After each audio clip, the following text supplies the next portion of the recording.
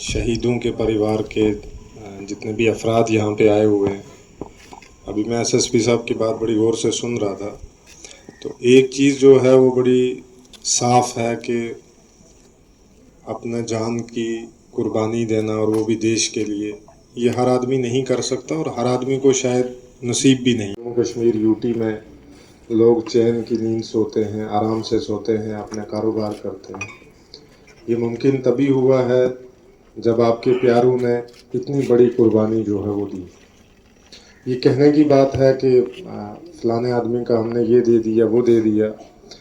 جس نے بھی دیش کے لیے قربانی دی ہے اس کو ہم جو مرضی کر لیں، اس کی کمی جو ہے وہ کبھی بھی نسل در نسل جو ہے پوری نہیں کر سکتے.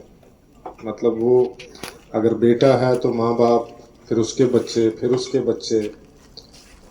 اور یہ اعزاز جو ہے یہ بہت کم اور خوش قسمت لوگوں کو نصیب ہوتا ہے، جس میں آپ بھی شامل ہیں. تو میں صرف اتنا کہوں گا کہ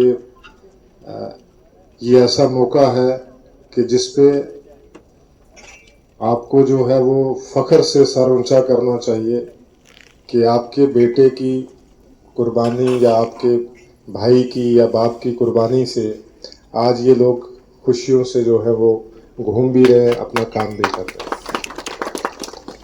اپنے لیے تو ہر کوئی کرتا ہے، اپنے گھر کے لیے، اپنے پریوار کے لیے، سب کے لیے کرتا ہے، لیکن دیش کے لیے کرنا، اپنے دیش واسیوں کے لیے کرنا، یہ کوئی نہیں کر سکتا. اگر ہمیں بھی کوئی بولے گا، شاید میں اگر آپ کو بولوں کہ آپ اپنے گھر سے 10 کلو چاول کسی کو دے دو، تو ہم 10 بار سوچتے ہیں کہ دینے ہیں یا نہیں دینے.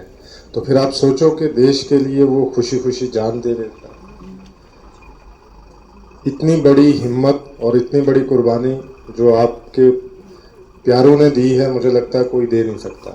تو مجھے لگتا ہے کہ یہ دکھ کی گھڑی نہیں ہے، یہ فخر سے سر اونچا کرنے کی گھڑی ہے کہ جو کسی نہ کسی کے کام آ گئے. آپ سارے جس بھی فیتھ کے ماننے والے ہیں، آپ بھی یہ مانتے ہیں کہ اپنے لیے کرنا تو ٹھیک ہے، ایک چھوٹا عمل ہے، لیکن آپ دوسروں کے لیے اتنا بڑا کام کریں گے، یہ بہت بڑا عمل ہے، بہت بڑا کام ہے.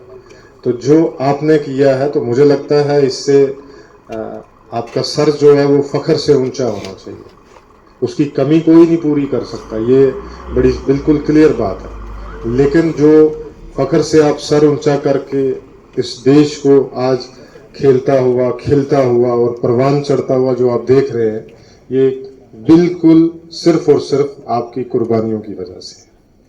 تو مجھے لگتا ہے کہ ہماری پوری ایڈمنسٹریشن، میں ہوں، ایس ایس پی صاحب ہے، ہماری باقی جتنے بھی عوامی نمائندے ہیں، ہماری 100% یہ دلی خواہش بھی ہے اور کوشش بھی ہے کہ آپ تک ریچ آؤٹ کیا جائے، مطلب پہنچا جائے آپ کے پاس. آپ کا کوئی بھی مسئلہ مسائل ہو کسی بھی طریقے سے، کیونکہ آپ اس معاشرے میں رہتے ہیں، کوئی نہ کوئی ایشو یا مسئلہ مسائل آپ کے پاس ہوگا.